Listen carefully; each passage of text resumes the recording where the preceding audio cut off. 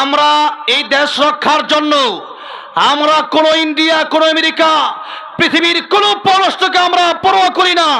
এই এলাকার বিশাল ভাই জীবন দিয়ে প্রমাণ করেছেন এই এলাকার মানুষেরা কাপুরুষ না, এলাকার মানুষেরা বীর পুরুষ, ঠিক না ঠিক? সুতরাং দেশের জন্য, আল্লাহর জন্য, দ্বীন ইসলামের জন্য, আল্লাহর কোরআনের জন্য আমারও যদি জীবন দিতে হয়, রাজি আছেন কেন? তো হাত তুলে আমার আল্লাহ দেখা।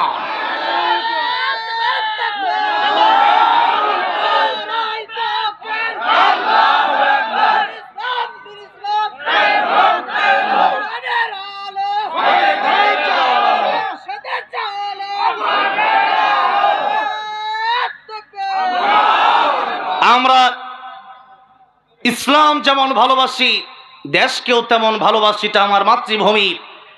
এই এলাকার খুব কাছে ইন্ডিয়া। আমি ইন্ডিয়াতে অনেকবার গিয়েছি। গত বছর আমাকে একবার গ্রেফতার করা হয়েছে, তারপর থেকে যেতে পারি না। এই ইন্ডিয়া আমাদের এলাকার খুবই কাছে, আপনাদের এলাকার কাছে হতে পারে। আমাদের ইন্ডিয়ার সাথে কোনো দুশ্মনী নেই, দেশের সাথে কোনো দুশ্মনী আছে? মাটির সাথে আমাদের কোনো দুশ্মনী নাই। কিন্তু ইসলাম বিরোধী যারা হবে তাদের সাথে আমাদের কোনো সম্পর্ক, কোরআনের বিরোধী যারা হবে তাদের সাথে আমার কোনো সম্পর্ক। এই দেশ আমার বাংলাদেশ বিরোধী, আমার মাতৃভূমি বিরুদ্ধে, আমার দেশের বিরুদ্ধে যারাই কথা বলবে তাদের সাথে আমাদের কোনো সম্পর্ক নাই। আমরা এই স্বাধীন দেশ পেয়েছি। আগে একসময় কোরআন থেকে কথা বলতে গেলেই বক্তা আসছে ঘরে, এর আগে বলছে আর মাইক টেনে নেওয়া হয়েছে যে মাহফিল করা যাবে না। এই দিনগুলো শেষ হয়ে গেছে। জুলুমের বাংলাদেশ আর আমরা দেখতে চাই না। আল্লাহ আমাদেরকে হেফাজত করে, বলেন আমিন। সেই জন্য আল্লাহ রাব্বুল আলামিনের দরবারে অবনত চিত্তে হৃদয়ের আবেগ অনুভূতি উজাড় করে দিন, প্রাণ খুলে আল্লাহর প্রেমে মাতর হয়ে সকলেই পড়ছি আলহামদুলিল্লাহ। এই আওয়াজ কি আপনাদের এলাকার হতে পারে? এটা আমার বিশ্বাস হচ্ছে না। আল্লামা সাঈদী বলেছিলেন, বিড়ালের মতো 500 বছর বেঁচে থাকতে চাই না, সিংহের মতো 1 ঘন্টা বাঁচতে চাই, ঠিক না ঠিক? তাহলে আওয়াজ দেবেন কি কাপুরুষের মতো না বীর পুরুষের মতো? সেরকম বীর পুরুষের মতো আওয়াজ দিতে হবে। এই জয়পুরহাটবাসী, আমি বাংলাদেশের বিভিন্ন প্রান্তে প্রান্তে বলেছি, বাংলাদেশে যে মাহফিলগুলো হয়, হাজার হাজার মাহফিল, লক্ষ লক্ষ মাহফিল, এই মাহফিলগুলোতে আমরা যেভাবে স্লোগান দেই যে আমরা কোরআনের পক্ষে আছি, স্লোগান শুধু দিলেই হয় না। আমি এই এলাকায় আসার পরে শুনতে পেরেছি এলাকায় মানুষ থানা পর্যন্ত ঘেরাও করেছে। আমি বিভিন্ন জায়গায় মাহফিলে গিয়ে বললাম, আপনারা শুধু মাহফিলে স্লোগান দিবেন না, আলেমদেরকে গ্রেফতার করা হলে সেই থানা ঘেরাও করে ফেলবেন। সেই থানার জায়গায় রাখা যাবে না। আলেমকে গ্রেফতার, আল্লামা সাঈদী রহমতুল্লাহকে গ্রেফতার করা হয়েছিল যখন এই 13 বছর, এই 16 বছর, যদি এই যে 13 বছর, আজকে 14 বছর, একটা বছর হয়ে গেল, আল্লাহর কোরআনের পাখিকে আল্লামা দেলোয়ার হোসেন সাঈদী রহমতুল্লাহকে ইঞ্জেকশনের সাথে বিষ দিয়ে শহীদ করা হয়েছে।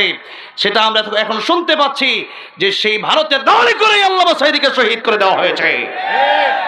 সেটার বিচার বাংলাদেশের জমিনে আমরা দেখতে চাই। সেই বিচার আমরা দেখতে চাই। 13 বছর আল্লামা সাঈদী যদি কথা বলতেন কোরআনের কথা, বাংলাদেশ আরো আগেই মনে হয় আরো সুন্দর হয়ে যেত। এই যে সুন্দর কোরআনের জান্নাতি বাগানগুলো সাজিয়ে গিয়েছেন আল্লামা দেলোয়ার হোসেন সাঈদী, এই সুন্দর সাজানো বাগানগুলো নষ্ট করলো কারা? তারা আমাদের বন্ধু হতে পারে না, তারা আমাদের শত্রু, তারা ইসলামের শত্রু, ঠিক না ঠিক? এদের সাথে মুসলমানের কোনো সম্পর্ক নাই। এই জন্য আমাদের আওয়াজ, আমাদের স্লোগান, আমাদের প্রতিবাদী কণ্ঠ যেন আমাদের থাকে। কি কণ্ঠ? কি কণ্ঠ? হ্যাঁ, প্রতিবাদী কণ্ঠ। আজকে আমরা প্রতিবাদ করতে পারি না। আমার প্রাণপ্রিয় যুবক ভাইয়েরা, বিশেষ করে আপনাদেরকে বলছি, প্রতিবাদ ছাড়া যাবে না। কি ছাড়া যাবে না? টাঙ্গাইলে একটা মাহফিল, ঢাকা টাঙ্গাইলে আমি গেলাম। আমার আগে এক মন্ত্রী আসছে, সাবেক মন্ত্রী, নাম হলো লতিফ সিদ্দিকী। আসার পর মাহফিলে লম্বা সময় ইসলামের বিরোধিতা করলো। আমি বললাম, এই কোরআনের মঞ্চ, এই মাহফিলগুলো হবে, এই কোরআনের মঞ্চে, এই কোরআনের মঞ্চগুলো কোন নাস্তিকের জন্য আমরা ছেড়ে দেব না। এই কোরআনের মঞ্চগুলো কোন বেঈমানের জন্য আমরা ছেড়ে দেব না। এই কোরআনের মঞ্চ, এটা আল্লাহর কোরআনের মঞ্চ, নাট্য মঞ্চ নয়। আমি বললাম আপনারা একটা ঘন্টা কার কথা শুনেছেন? এই নাস্তিকের কথা, এই কাপুরুষ, এই স্বৈরাচারের দালালের কথা আপনারা কেন শুনেছেন? লাঠি মেরে এদেরকে বের করে দেবেন স্টেজ থেকে, ঠিক না বেঠে? এদের কোনো জায়গা এই কোরআনের মঞ্চে হবে না, এদের কোনো জায়গা নাই।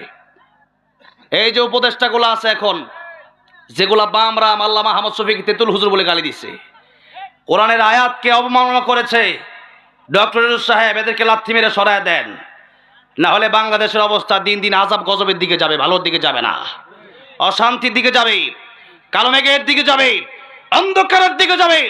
অন্ধকার থেকে এই দেশকে বাঁচানোর জন্য নেতাগুলো আমরা চাই, যেই নেতা আল্লাহর কোরআনের পক্ষে আছে সেই নেতাকেই আমরা চাই। কোরআনের পক্ষে যারা থাকবে না, মুসলমানের কোন নেতা হতে পারে না। ইসলামের পক্ষে যারা থাকবে না, মুসলমানের কোন নেতা হতে পারে না। তাই আসুন, আজকের আলোচনার শুরুতেই আমি আপনাদেরকে জাগ্রত করতে চাই। সামনে আসছে গজওয়াতুল হিন্দ, প্রস্তুতি নেওয়ার দরকার আছে না নাই? নবী বলেছেন যারা গজওয়াতুল হিন্দে যাবে শহীদ হবে, এরা বিনা হিসেবে জান্নাতে যাবে। যারা গজওয়াতুল হিন্দে যাবে না, এরা মুনাফিক হয়ে যাবে। কি হবে? কি হবে? মুনাফিক। সুতরাং আমরা কি কাপুরুষ বেঈমান মুনাফিক হয়ে মরতে চাই? আমরা কি হয়ে মরতে চাই? ইমানদার হয়ে মরতে চাই। কি হয়ে মরতে চাই? ইমানদার। কিয়ামতের ময়দানে সবচেয়ে কঠিন শাস্তি হবে মুনাফিকের। কার? জোরে কার? মুনাফিকের। কার কথা? কার কথা? আল্লাহ রাব্বুল আলামিন বললেন, ইন্নাল মুনাফিকিনা ফিদ দারকিল আসফালি মিনান নার ওয়া লান তাজিদ লাহুম নাসীরা। আল্লাহ বললেন মুনাফিক এদের শাস্তি কিয়ামতের ময়দানে জান্নাতের সবচেয়ে অতল গহ্বরে হবে। মুনাফিক যারা হবে এদের শাস্তি সবচেয়ে কঠিন হবে। ওয়ালান তাজিদা লাহুম নাসীরা, এদেরকে বাঁচানোর জন্য কিয়ামতে কোনো সাহায্যকারী খুঁজে পাওয়া যাবে না।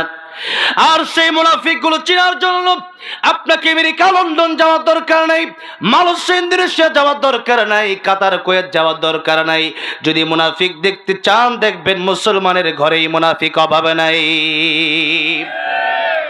এই জন্য আল্লাহ রাব্বুল আলামিন সূরাতুল আনকাবুতের দ্বিতীয় আয়াতে বলছেন, আহাসিবান নাসু আইয়ুতরাকু আইয়াকুলু আমান্না ওয়া হুম লা ইফতানুন।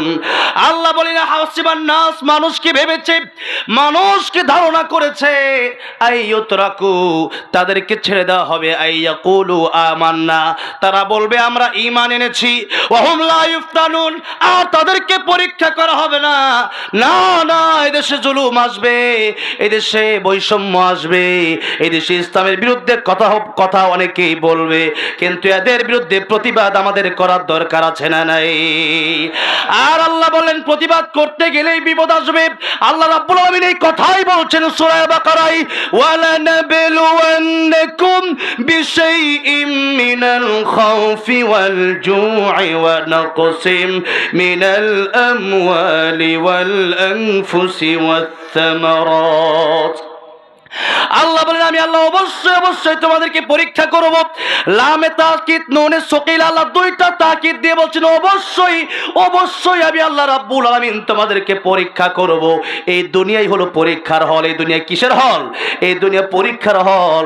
আল্লাহ রাব্বুল আলামিন বললেন তোমাদেরকে আমি আল্লাহ পরীক্ষা করব। তবে শুনো, পরীক্ষার সিলেবাস শুনো। পরীক্ষার সিলেবাস হলো বিশাইইম মিনাল খাউফ, আমি আল্লাহ যত জিনিসের মাধ্যমে তোমাদেরকে পরীক্ষা করব, এক নাম্বার জিনিসের নাম হলো তোমাদেরকে আমি আল্লাহ ভয়ের মাধ্যমে পরীক্ষা করব।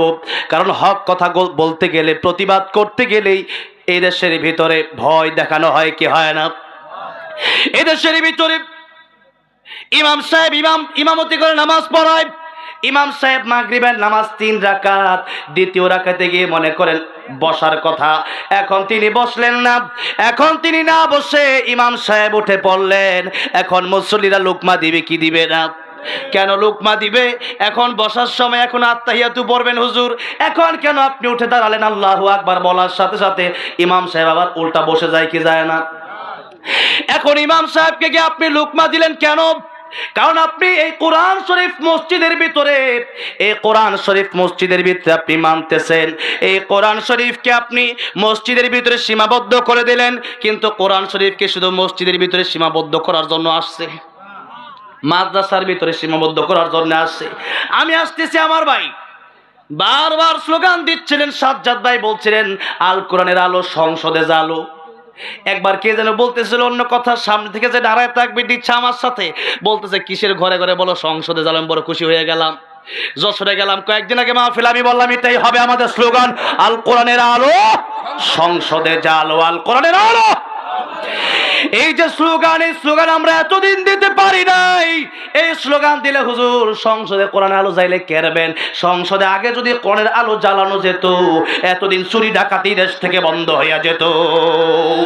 আর এই দেশের ভিতরে এতদিন পর্যন্ত আল্লাহর কোরআনের আলো সংসদে জ্বালানো যায় নাই, যার কারণে খুনি স্বৈরাচার হাসিনা দেশের কোটি কোটি টাকা নিয়ে দিল্লি পালিয়ে গেছে। এই চুরি বন্ধ করে দেওয়ার জন্য মানুষের আইন এই দেশে চালানো যাবে না, বরং আল্লাহর কোরআনের আইন দেশে প্রতিষ্ঠা করার দরকার আছে না নাই? কোরআন শরীফে আল্লাহ রাব্বুল আলামিন বলেন, আস-সারিকু ওয়াস-সারিকাতু ফাকতাউ আইদিয়াহুমা, চোর যদি চুরি করে তার হাত কেটে দাও। এখন এই আইন কি আমাদের সংসদে আছে? এগুলা ব্রিটিশের আইন চলে। এখন এতদিন আমরা দেখেছি গত 16 বছর আইন চলেছে ব্রিটিশের আইন, যার কারণে সুর ডাকাত গুলা যেগুলা সেগুলার শাস্তি সবচেয়ে কম ছিল। আর যারা কোরআনের পক্ষে বলেছে, যারা চোরের বিরুদ্ধে বলেছে, ওই কোরআনের পাখিদেরকে এই দুনিয়ায় সবচেয়ে বেশি কষ্ট দিয়ে আয়না ঘরের মতো জায়গায় তাদেরকে রেখে দেওয়া হয়েছে। আমার ভাইরা, আমার মুরব্বী ওয়াজিরা, আল্লাহর কোরআন আজকে আমরা শুধু ঘরের ভিতরে সীমাবদ্ধ করে রেখেছি, আল্লাহর কোরআন শুধু মসজিদে মাদ্রাসায় সীমাবদ্ধ করে রেখেছি, আর মনে করতেছি যে জিকির করলেই মনে হয় জান্নাতে চলে যাব। না, এত সহজ নাম হাসিবতুম আন তাদখুলুল জান্নাহ। এই জন্য জিনেদার আইনুদ্দিন আল আজাদ রাহমাতুল্লাহি আলাইহি একটা গজলে বলেছিলেন, মসজিদের কোণে বসে জিকির যত করই কষে, মসজিদের কোণে বসে জিকির যত করই কষে, এভাবে যায় না পাওয়া আল্লাহকে, এভাবে যায় না পাওয়া আল্লাহকে। কি হবে বেঁচে থেকে অযথা বিদ্যা শিখে, যদি না গড়তে পারি শোষণবিহীন সমাজটাকে? কি হবে বেঁচে থেকে, কি হবে বেঁচে থেকে? কথা ঠিক না ঠিক? পড়ালেখা করলেন, কিন্তু পড়ালেখার বাস্তবতা আপনি দেশের ভিতরে তুলে ধরতে পারলেন না। আমি তো কয়েকদিন আগে দিনাজপুরে গেলাম ওয়াজ করার জন্য, আমারে বললো হুজুর সব বলবেন, রাজনীতি বলবেন না। আমি বললাম রাজনীতি কি তাহলে কোরআন শরীফে নাই? রাজনীতির কথাই তো কোরআন শরীফে আছে। আজকে রাজনীতির ওয়াজই হবে। কিসের ওয়াজ হবে? আমার দেশের রাজনীতি যদি ইসলাম যদি রাজনীতির ভিতরে কায়েম না করতে পারি, আগামীর বাংলাদেশ কোরআনের বিরোধী অন্ধকারের দিকে চলে যাবে। আর দেশে যদি আল্লামা সাঈদীর দেখানো পথে যদি কোরআনের আইন দিয়ে যদি দেশ চালাতে পারি, এই দেশে শান্তি আসবে, তাতে কোনো সন্দেহ নাই। আমরা কোরআন দিয়ে দেশ চালাতে চাই, শুধু ঘর চালাতে চাই না, আমরা কোরআন দিয়ে ঘরও চালাতে চাই, মসজিদও চালাতে চাই, আমরা মাদ্রাসাও চালাতে চাই। দেশও চলবে কোরআন দিয়া। আমার নবী মদিনার প্রেসিডেন্ট ছিলেন কি ছিলেন না? মায়ের খাইছেন, মায়ের দিছেন। কয়েকজন আগে দেখলাম এক বক্তারে পুলিশ ধরতে আসছে, বক্তা পালাইছে। দেখেন নাই? বক্তা বিল দিয়ে পালাইছে। ওরে বক্তা, তুই তো কিছু, তুই তক্তা বেটা, তুই হক কথা এতদিন বলতে পারিস নাই, জালেমের বিরুদ্ধে বলতে পারিস নাই। আল্লামা সাঈদী রহমাতুল্লাহকে জেলে নিছে, কয় যে তারা জঙ্গি জন্য জেলে নিছে, আর আমরা বালাঙ্গরে পাহারা দেয়, তো তোরে ধরতে গেছে, তুই পালাইলি কেন? জোরে কোন ঠিক না ঠিক? এত বড় বুকের পাঠা, আমাদের সাথে অলিদের সম্পর্ক কোন অলি? যে অলি ইন্ডিয়া গেছে ওই অলির সাথে তোমার সম্পর্ক? ফাইজলামি মারাও। তাই অলিও পালাইছে, তুমিও বিল দিয়ে পালাও। আমার ভাইরা, আমার মুরব্বী বাবাজিরা, মনে রাখতে হবে। সেই হুজুর একদিন দেখলাম আজে বলতেছে ইসলামে কোনো তরবারি নাই, ইসলামে কোনো বোমা নাই, ইসলামে কোনো গুলি নাই। আরে নবীর হাতে তো তরবারি ছিল, ছিল না? নবী যুদ্ধ করে নাই? এগুলা কোরআন শরীফে আয়াত নাই? সেইগুলা তো 27টা যুদ্ধের সরাসরি সেনাপতি ছিলেন। আল্লাহু আকবার। নবীজির হাতে তরবারি, তুমি কো আমাদের সাথে তরবারির সম্পর্ক নাই, তার মানে তুমি মিষ্টি খাওয়ার বেলায় আছো, সিন্নিয়ার খিচুড়ি খাওয়ার বেলায় আছো, কিন্তু ইসলাম রক্ষার জন্য জীবন দেওয়ার বেলায় নাই। পুলিশে দৌড়তে গেলে দৌড় দিছো, যুদ্ধের ময়দানে তুমি কেমনে যাবা? এই জন্য মশিউর রহমান ভাই গিয়েছেন, সুন্নাত নয় শুধু দাওয়াতের মেহমান, সুন্নাত নয় শুধু খাওয়া শেষে মধুপান, আরো কিছু সুন্নাত আছে তুমি জানো কি? জানলেও জীবনে কখনো তা মানো কি? সুন্নাত শুধু নয় বকরি চোরাতে যাওয়া, আর সুন্নাত হলো পাথরের আঘাতে খাওয়া। ঠিক না বে ঠিক? মুহাব্বতে তার খালিদ ওমর আলী আবু বকরের মতো পাশে থাকো কি? আরো কিছু সুন্নাত আছে তুমি জানো কি? জানলেও জীবনে কখনো তা মানো কি? এই জন্য সুন্নত যদি মানতে হয় অর্ধেক মানবেন না পরিপূর্ণ মানবেন? বলেন। আল্লাহ বললেন ইয়া সূরা বাকারা, ইয়া আইয়ুহাল্লাযীনা আমানু দুখুলু ফিস সিলমি কাফা ওয়া লা اتبعوا خطوات الشيطان إنه لكم عدو مبين। আল্লাহ রাব্বুল আলামিন বলেন, ঈমানদারেরা যদি তোমরা ইসলাম যদি মানো, যদি মানতে চাও, পরিপূর্ণ ইসলামে তোমরা প্রবেশ করো, কাফায় তাম্মা পরিপূর্ণ মানো। অর্ধেক মানলে হবে না। যেমন ওযুর ফরজ 4টা, আপনি মুখও ধুইলেন, হাতও ধুইলেন, মাথাও মাথায় করলেন, এখন আপনি চিন্তা করলেন যে এত শীত পা ধুয়ে কি করবো, ওযু হবে? এখন এশার নামাজ 4 রাকাত, নামাজে ঢোকার পরে আপনি 3টা ফরজ ওযুর মধ্যে আপনি লাগালেন, এরপরে নামাজ আপনি পড়লেন 3 রাকাত। যে ওযুর ফরজ যেহেতু 3টা মানছি, নামাজও 3 রাকাত পড়ি, নামাজ হবে কয় রাকাত হবে? হ্যাঁ, 3 রাকাত হইব নাকি? 1 রাকাত হবে না। এখন ওযু পরিপূর্ণ না করলে আপনি শুধু পা ধুইলেন না, সবই তো ধুইলেন, ওযু হয় নাই। আপনি নামাজ পড়লেন, নামাজে আপনি 3 রাকাত পড়লেন, 1 রাকাত পড়লেন না, নামাজ হয় নাই। সুতরাং ওযু যদি অর্ধেক করলে ওযু অর্ধেক না হয়, একটু না হয়। নামাজ যদি আপনি 3 রাকাত পড়লে 1 রাকাত না হয়, 4 রাকাতই পড়া লাগে আশার নামাজ। তাহলে ইসলাম যদি আপনি মানেন, মসজিদে গেলে নামাজও পড়েন, মসজিদ থেকে বের হয়ে আবার শুধু খান, এই ইসলাম মানার দরকারটা কি? হ্যাঁ, এলাকায় আছে নাকি? থাকলে বলতে হবে, থাকলেই তো বেশি করে আমি বলবো। আমি কিন্তু ফাঁকি দেওয়ার লোক না, বরং আজকে ঝাল মিটাই দেব। হ্যাঁ, ওইরকম ভয় করে আমি কথা বলি না। আমি জানি আমি কথা বলার কারণে বিপদ হতে পারে, হামলা আসতে পারে, মামলা আসতে পারে, কিন্তু আমি ফলো করে দুনিয়ার কোন চাটুকার বক্তাকে না। আমি যাকে ফলো করে তিনি হয় আল্লামা দেলোয়ার হোসেন সাঈদী। আল্লামা সাঈদী কি কোনো চাটুকারিতা করে কথা বলেছেন নাকি?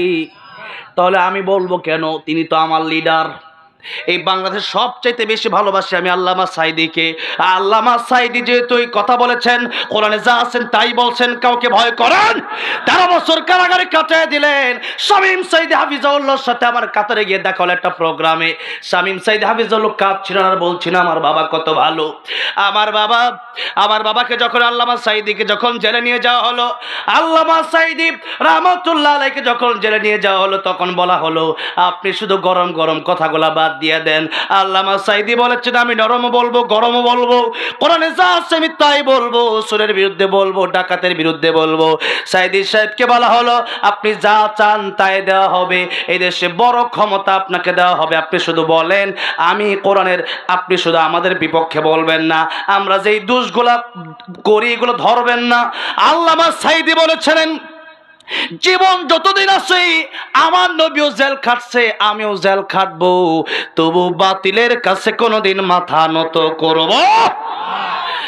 আমরাও বলতে চাই, অনেকেই বলে যে জেলে যারা খারাপ মানুষ, তাহলে ইউসুফ নবীকে জেল খাটেন নাই? আরে জালেমের কাছে আমার নবীকে জেল খাটেন নাই? এখন তো মানুষ জেল খাটলে পরে নিজেরে আরো সৌভাগ্যবান মনে করে, ঠিক কিনা বলেন? হ্যাঁ, তাই যারা জেল খাটছে বিগত স্বৈরাচারের আমলে, সবার দাম আর কমছে না বাড়ছে? সবার দাম বাড়ছে। যারাই জেল খেটেছে, যারাই মজলুম, আমরা তাদের পক্ষে আছি না নাই? আর যারা জালেম, তাদের বিপক্ষে আমরা আছি না নাই? মানা হাব্বা লিল্লাহ ওয়া আবগাদা লিল্লাহ ওয়া আ'তা লিল্লাহ ওয়া মানআ লিল্লাহ ফাকাদ ইসতাকমালাল ঈমান। ইন্নাস সালাতি ওয়া নুসুকি ওয়া মাহইয়ায়া ওয়া মামাতি লিল্লাহি রাব্বিল আলামিন। আমাদের জীবন, আমাদের মরণ সব হবে কার জন্য? আর আল্লাহর পক্ষে যারা থাকবে তাদেরকেও আমরা ভালোবাসতে রাজি আছি না নাই? কারণ কিয়ামতের কঠিন ময়দানে আলেমকে ভালোবাসার কারণেও আল্লাহ রাব্বুল আমিন জান্নাতের মেহমান বানিয়ে দিবেন। নবী বলেছেন, কুন আলিমান আও মুতাআল্লিমান আও মুস্তামিআন আও মুহিব্বান লা তাকুন খামিসান ফাতাহলিক। আলেম হইয়া যাও আর নয়তো আলেমের ছাত্র হইয়া যাও। তাও যদি না পড়ো, আলেমকে বলে শোনো, তাও যদি এত ভালো না লাগে, কমপক্ষে আলেমকে ঘৃণা করা যাবে না, আলেমকে অন্তর দিয়ে ভালোবাসার দরকার আছে না নাই? আর যারা আলেমকে ঘৃণা করবে, নবী বলেন লা তাকুন খামিসান ফাতাহলিক খাসিরাত দুনিয়া ওয়াল আখিরা। আলেমকে যা ঘৃণা করবে, দুনিয়াও ধ্বংস, আখিরাতও ধ্বংস হয়ে যাবে। এই জন্য আলেমকে যদি ঘৃণা করেন, বিপদ দুনিয়াতেও আছে, আখিরাতেও আছে না নাই? দুনিয়াতে ছোট বিপদ, আখিরাতে কবরে শুরু হবে সবচেয়ে বড় বিপদ। এই জন্য আমরা কোনো বিপদেই থাকতে চাই না। আলেম যেখানে আছে সেখানে আলেমের পক্ষে আমরা জীবন দিতে রাজি আছি না নাই? আমার ভাইরা, আমার মুরব্বী ওয়াজিরা, আল্লাহ রাব্বুল আলামিন বললেন, وَلَنَبْلُوَنَّكُمْ بِشَيْءٍ مِّنَ الْخَوْفِ وَالْجُوعِ وَنَقْصٍ مِّنَ الْأَمْوَالِ وَالْأَنفُسِ وَالثَّمَرَاتِ وَبَشِّرِ الصَّابِرِينَ। আমি আল্লাহ রাব্বুল আলামিন তোমাদেরকে পরীক্ষা করব। প্রথম পরীক্ষার নাম হলো ভয়, খাউফ। প্রথম পরীক্ষা আমি আল্লাহ রাব্বুল আলামিন তোমাদেরকে ভয়ের মাধ্যমে করব। এই ভয় তোমাদেরকে দেখানো হবে। হক কথা বলতে গেলে, সঠিক কথা বলতে গেলে পরে তোমাদের ভয় দেখানো হবে। কিন্তু এই ভয়কে আমরা পরোয়া করি না। আমরা ভয় করি একজনকে, জোরে বলেন তিনি কে? আল্লাহ। যাদের হৃদয়ে আছে আল্লাহর ভয়, তারা কভু পথ ভুলে যায় না। আল্লাহর প্রেম ছাড়া এই দুনিয়ায় কারো কাছে কোনো কিছু চায় না। রাতের আধারে যারা সিজদাতে রয়, দু চোখের অশ্রুতে নদী যেন বয়। ছলনার হাত ছানি যতই আসুক, পেছনে ফিরেও তাকায় না। যাদের হৃদয়ে আছে আল্লাহর ভয়, তারা কভু পথ ভুলে যায় না। আল্লাহর প্রেম ছাড়া এই দুনিয়ায় কারো কাছে কোনো কিছু চায় না, ঠিক কিনা? এই জন্য আমাদের কোনো ভয় নাই, আমাদের কোনো চিন্তা নাই। কার কথা? কে বলেছেন? আল্লাহ বললেন, ওয়ালা তাহিনু ওয়ালা তাহজানু ওয়া আনতুমুল আ'লাউনা ইন কুনতুম মুমিনিন। ঈমানদার যদি হয়ে যেতে পারো, মুমিন যদি হয়ে যেতে পারো, তোমাদের কোনো ভয় নাই, তোমাদের কোনো চিন্তা নাই। আল্লাহ রাব্বুল আলামিন দেখায়া দিলেন, এই দেশের মানুষ সবাই যখন ভয়হীন হয়ে গেল, সবাই যখন আন্দোলনে লেগে গেল, তখন এই স্বৈরাচার বলল, ও সেনা প্রধান তুমি গুলি করো না কেন? সেনা প্রধান বলল, গুলি করব কয়জন রে? যত গুলি আছে তার চেয়ে বেশি করে এই দেশে মানুষ আছে। আল্লাহু আকবার। এই মানুষগুলো জীবন দিতে রাজি, আমি গুলি করব কয়জনকে? গুলি আর করা যাবে না, বরং আপনি তার চেয়ে ভালো পালায়া যান, আপনারা আজকে খায়া ফেলবে কিন্তু। আল্লাহু আকবার বলেন। এই জন্য মুমিন হলে, ইমানদার হলে কোনো ভয় নাই, ইমানদার হলে কোনো চিন্তা নাই। কারণ ইমানদারের বন্ধু একজন, জোরে বলেন তিনি কে?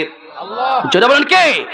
সূরা মায়েদা আল্লাহ রাব্বুল আলামিন বলছেন, ইন্নামা ওয়ালিয়ুকুমুল্লাহু ওয়া রাসূলুহু ওয়াল্লাযীনা আমানু আল্লাযীনা ইউকিমুনাস সালাতা ওয়া ইউতুনাজ যাকাতা ওয়া হুম রাকিউন। জোরে বলেন আল্লাহু আকবার। আল্লাহ রাব্বুল আলামিন বলেন, ঈমানদার যারা তাদের বন্ধু এক নম্বরে যিনি হবেন তিনি কে? ইন্নামা ওয়ালিয়ুকুমুল্লাহ, এক নম্বরের মুমিনের বন্ধু হবে আমার আল্লাহ। যার কারণে ইব্রাহিম আলাইহিস সালামকে যখন আগুনের ভিতরে ফেলে দেওয়া হবে, জিবরাইল আলাইহিস সালাম আসলেন, এসে বললেন, পয়গম্বর ইব্রাহিম, আপনি আমারে বলেন আগুন থেকে আপনারে বাঁচায় দেই। পয়গম্বর ইব্রাহিম বললেন, আগুন থেকে তুমি আমারে বাঁচাবা কেন? আমার আল্লাহ কি অন্ধ? আমার আল্লাহ কি আমার দেখেন? আল্লাহু আকবার। আল্লাহ বললেন, জিবরাইল তোমার থাকার দরকার নাই। ইব্রাহিম আলাইহিস সালাম যখন আল্লাহর পরীক্ষায় পাশ করে ফেলল, আল্লাহ রাব্বুল আলামিন বললেন, ইয়া নারু কুনি বারদান ওয়া সালামান আলা ইব্রাহিম, আগুন আমার ইব্রাহিমের জন্য তুমি আরামদায়ক হয়ে যাও।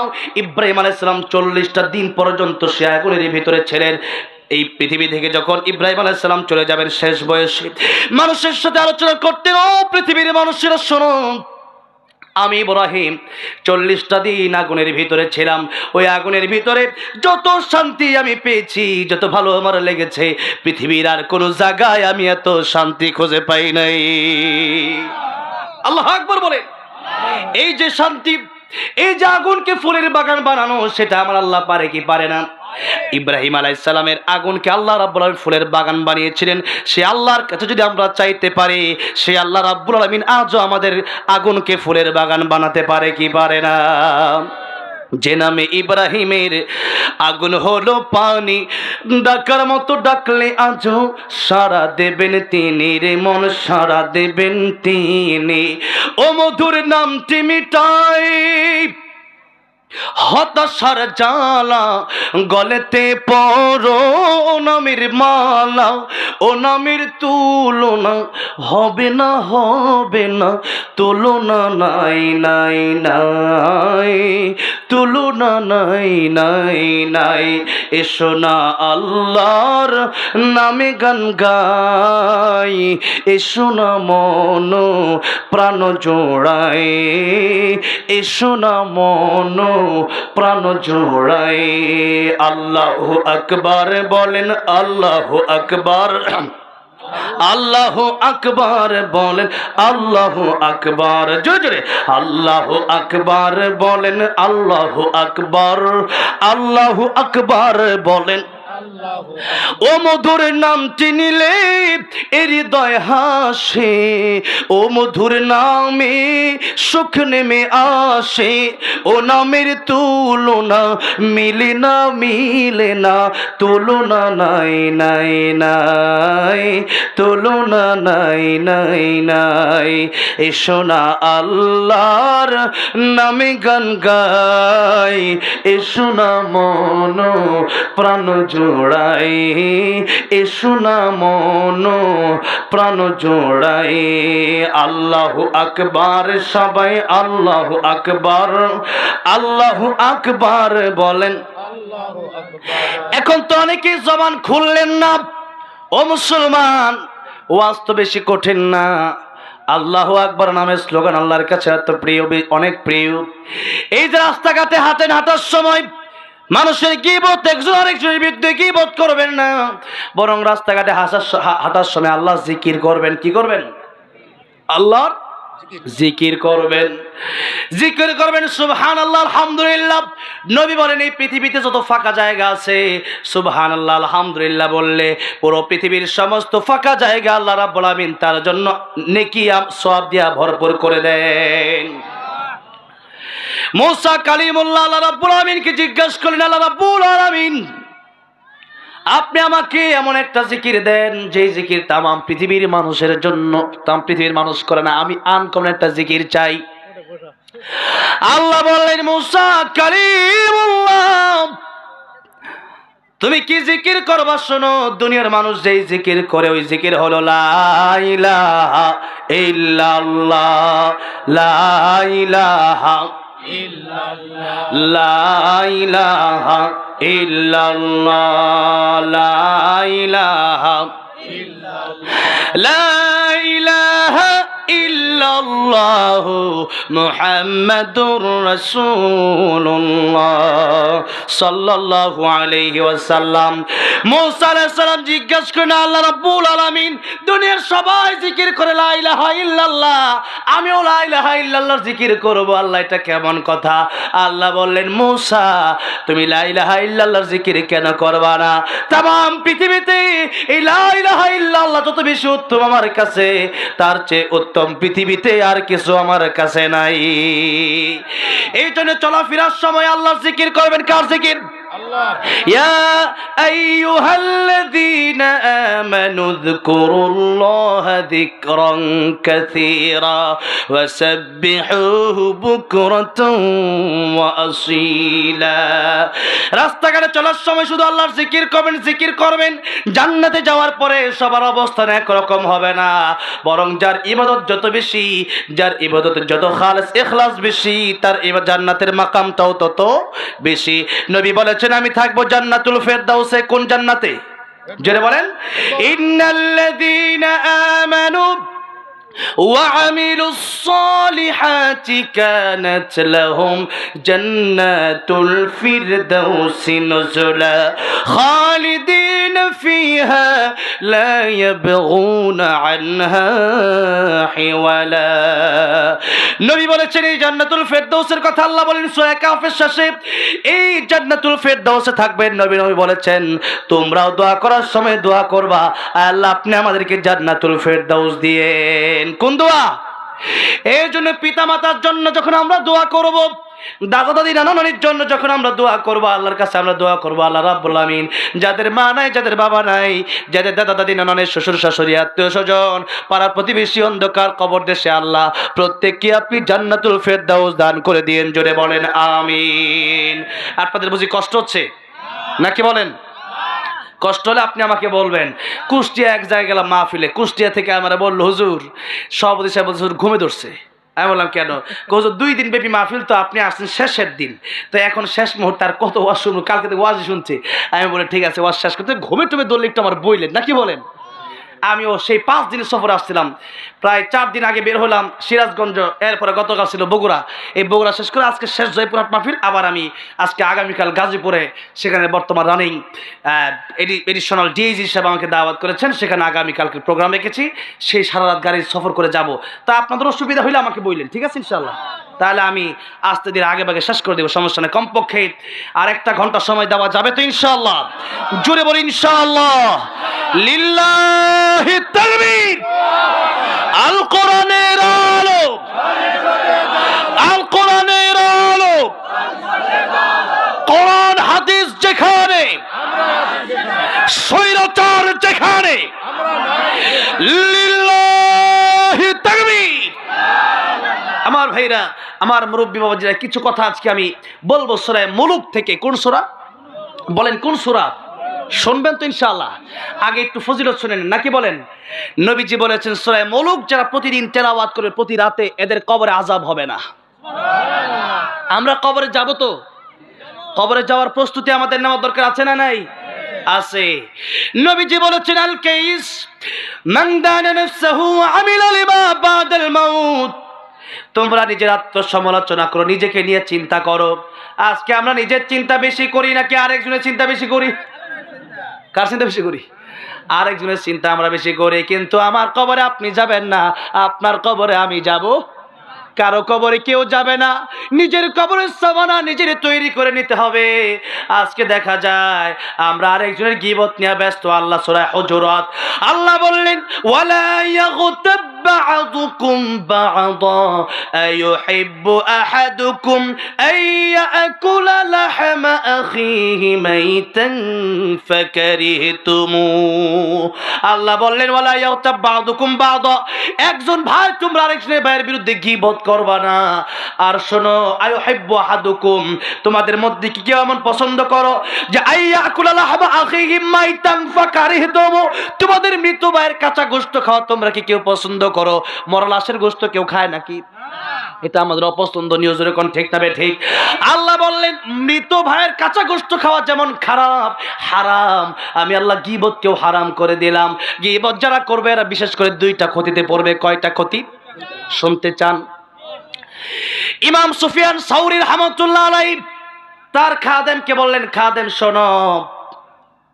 ওই যে ওই এলাকায় যাবা ওই এলাকায় গিয়া দেখবে একজন লোক আছে আমার বিরুদ্ধে গীবত বলে আমার বিরুদ্ধে বদনাম বলে তারে গিয়ে পুরস্কার হাদিয়া দিয়ে আসবা খাদেম বললাম যাব না হুজুর বলল কেন বলে কেন আপনি তারে টাকা পয়সা দিবেন আমি আপনার খাদেম আপনি আমারে দিতে পারেন আপনি তারে দিবেন কেন ও তো আপনার বিরুদ্ধে বদনাম বলে হুজুর ডাক দিয়ে বলছেন ও খাদেম শোনো আমি তোমারে যে টাকা দেব তুমি যে বলছো আমি তো আমার মা বাপকেও দেব না কারণ কি কিয়ামতের ময়দানে এই গীবতকারী আমার বিরুদ্ধে বদনামকারী এত বড় বিপদে পড়বেন আর আমার এত বড় উপকার করবেন যে উপকার আমার মা বাপেও করবে না এই গীবতের প্রসঙ্গ একটু মনে রাখবেন যে গীবত নিয়ে আলোচনা চলছিল ইমাম সুফিয়ান সাউরী মনে রাখবেন তো ইনশাআল্লাহ মাঝে মধ্যে আমি ভুলে যাব কারণ আমি অনেক কথাই আমার বলতে হয় এক সাইড থেকে আরেক সাইডে যেতে হয় দেশে অনেক সমস্যা ওষুধ দেব কোন জায়গায় সমস্যা ঠিক না ঠিক আল্লাহ রাব্বুল আলামিন আল্লাহর ইবাদতের পরে আল্লাহ রাব্বুল আলামিন কার কথা বলেছেন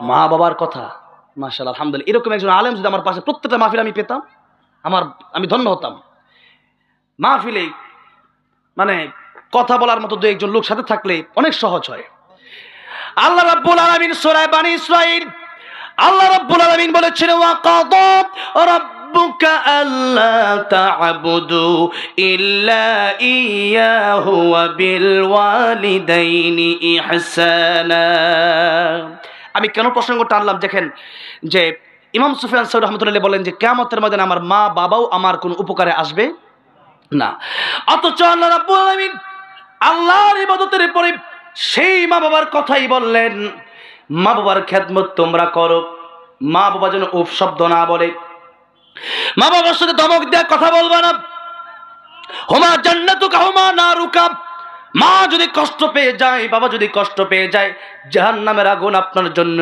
অবধারিত হয়ে যাবে আল্লাহর নবী একদিন যাচ্ছেন রাস্তা দিয়া দেখলেন একটা কবরের ভিতরে আযাব হয় নবীজি হাত তুললেন দোয়া করলেন আল্লাহ রাব্বুল আলামিন কবরের আযাব আমি রাহমাতুল লিল আলামিন নবী সইতে পারি না আয় আল্লাহ রাব্বুল আলামিন আপনি কবরের আযাব মাফ করে দেন কবরটা জান্নাতের বাগান বানায় দেন সাহাবীরা বলেন আমিন নবীজিকে আল্লাহ রাব্বুল আলামিন কবরের আযাব দেখার মতো তৌফিক দিয়েছিলেন কিনা নবীজি দেখতে পারতেন এই ক্ষমতা আল্লাহ নবীকে দিয়েছিলেন আল্লাহ রাব্বুল আলামিন এই ক্ষমতা দেওয়ার কারণে নবী দেখলেন কবর আযাব হচ্ছে নবীজি বলেন আমি দোয়া করতাম আমার মনে চাই আমি যেন দোয়া করি আল্লাহর কাছে আল্লাহ আমার উম্মতকেও তুমি কবরের আযাব দেখায় দাও কিন্তু সমস্যা হলো আমার উম্মত যদি কবরের আযাব একবার দেখে ফেলে তার বাবার লাশ নিয়ে সে কবরস্থানে গোরস্থানে যাবে না তার মার লাশ নিয়ে সে কবরস্থানে যাবে না ভাইয়ের লাশ নিয়ে ভাই কবরে যাবে না বোনের লাশ নিয়ে ভাই কবরে যাবে না দুনিয়ার সব শৃঙ্খলা শেষ হয়ে যাবে কাজে করবে মানুষের মন বসবে না খাওয়া দাওয়া মানুষ করতে পারবে না খালি চিন্তা করবে কবরের আযাব কত ভয়ঙ্কর এই আযাব আমার যদি হয় আমি সইব কেমনে কবরের আযাব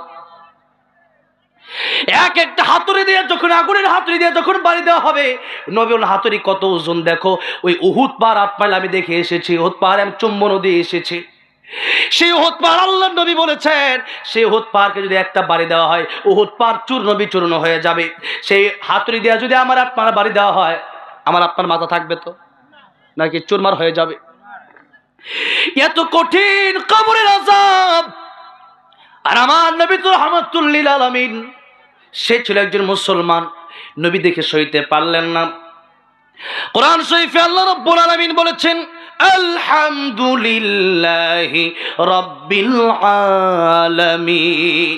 আর নবীর ব্যাপারে আল্লাহ বললেন ওয়া মা আরসালনাকা ইল্লা রাহমাতাল লিল আলামিন। রাহমাতুল লিল আলামিন নবী বলেন, রাহমাতুল লিল আলামিন নবী কোরআনে প্রমাণ।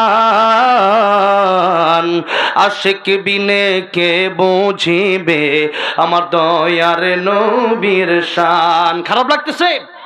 নবীর প্রেমে একটু গাওয়া যাবে না আজকে? নবীর প্রেম ভালোবাসা অন্তরে নিয়ে একটু বলেন না, রাহমাতুল লিল আলামিন নবী, রাহমাতুল লিল নবী কোরআনে প্রমাণ। আশিক বিনে কে বুঝিবে আমার দয়ার নবীর শান। উম্মত বিনে কে বুঝিবে আমার দয়ার নবীর শান। নবী আমার মদিনারি বলবো,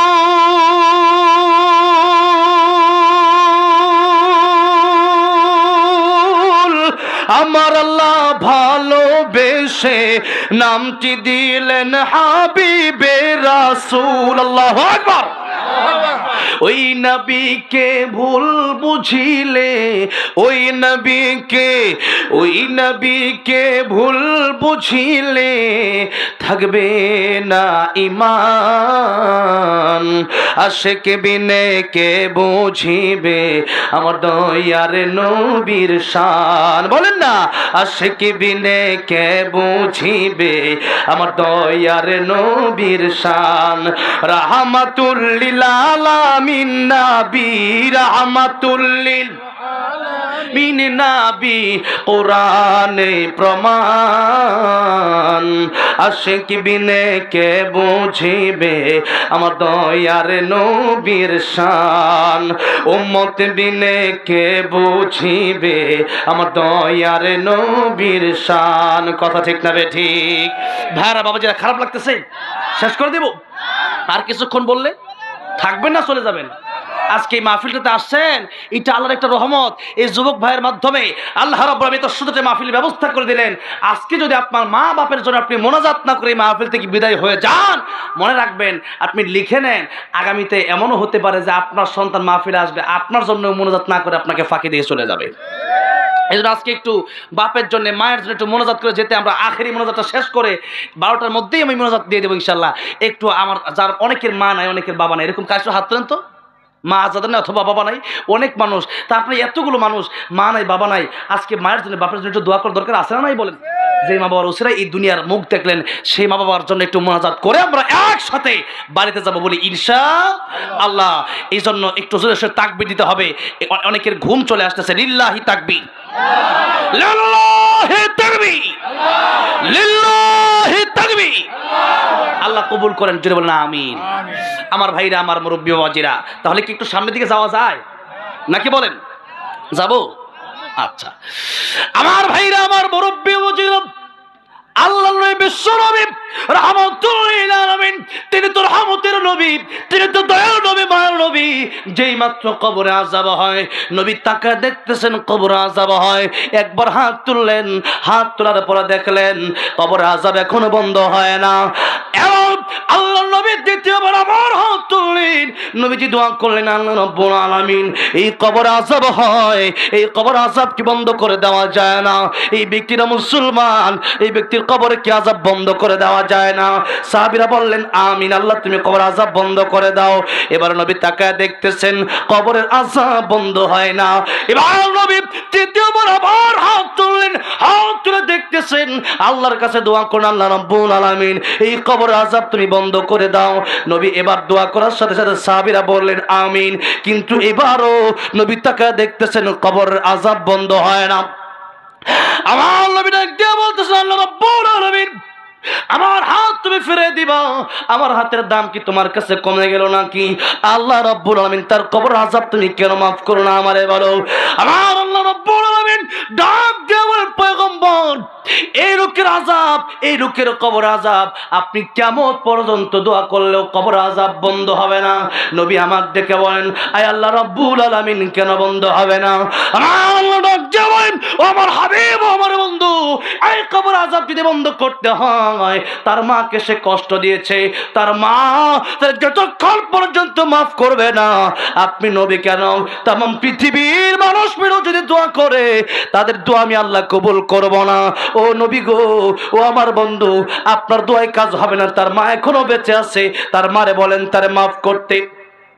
ইমাম নবীজি তার মাকে ডাকলেন, তার মা আসলো কবরের পাশে। আমার নবী ডাক দিয়া বলেন, মা গো, এই কবর আযাব হয়, এই কবরটাকে তুমি চিনো নাকি? ওই মা ডাকে বলেন, ইয়া রাসূলুল্লাহ, ইয়া হাবিবাল্লাহ, কবর আযাব হয় কিনা আমি জানি না, এই কবরটা তো আমার সন্তানের কবর। ইয়া রাসূলুল্লাহ, ইয়া হাবিবাল্লাহ, আমারে আপনি কেন ডেকেছেন? নবী আমার ডেকে বলেন, মা, এই কবরের ভিতরে যা আযাব হয় তোমার সন্তানের, তা কি তুমি জানো নাকি? মা ডেকে বললেন, আমি জানি না। নবী আমার ডেকে বললেন, এই সন্তানের কবরে তো আযাব হয়, ও মা, তুমি কি তারে মাফ করে দিতে পারো না? তুমি তারে মাফ না করলে আমার আল্লাহ রাব্বুল আমিন তার কবর আযাব বন্ধ করবে না। এমনি ওই মহিলা ডেকে বলেন, ইয়া রাসূলুল্লাহ, ইয়া হাবিবাল্লাহ, আমি তারে আর মাফ করতে পারি না, আমি তাকে মাফ করতে চাই না। নবী বললেন, মা, আপনি আর তার মা লাগেন, আপনি তার কেন মাফ করবেন না? ওই মহিলাটা কি বলতেছেন, ইয়া রাসূলুল্লাহ, ইয়া হাবিবাল্লাহ, আমার যে পিঠে বাড়ি দিয়েছে, এই বাড়ির দাগ এখনো আছে। তার বিবির কথা শুনে, তার বউয়ের কথা শুনে আমি মায়ের গায়ে সে হাত তুলছে। ইয়া রাসূলুল্লাহ, ইয়া হাবিবাল্লাহ, কবরে চলে গেল আমার সন্তান, কিন্তু আমার পিঠে এখনো দাগ আছে। ইয়া রাসূলুল্লাহ, ইয়া হাবিবাল্লাহ, আমি তারে মাফ করব না। সে বড় নাফরমানি আমার সাথে করেছে। আমার নবী এবার আরো কষ্ট পেয়ে গেলেন। নবী চিন্তা করলেন, মা যদি মাফ না করে, এই আযাব তো কিয়ামত পর্যন্ত চলতে থাকবে। আরে মায়ের হক মায়েরই মাফ করতে হবে, আল্লাহ মাফ করবে না। বাবার হক বাবারই মাফ করতে হবে, আল্লাহ মাফ করবে না। বান্দার হক বান্দার মাফ করতে হবে, আল্লাহ মাফ করবে না। এবার আমার নবী ডাক দিয়ে বলেন, আয় আল্লাহ রাব্বুল আলামিন, এই কবরের আযাব তো বন্ধ হবে না, মা যদি মাফ না করে।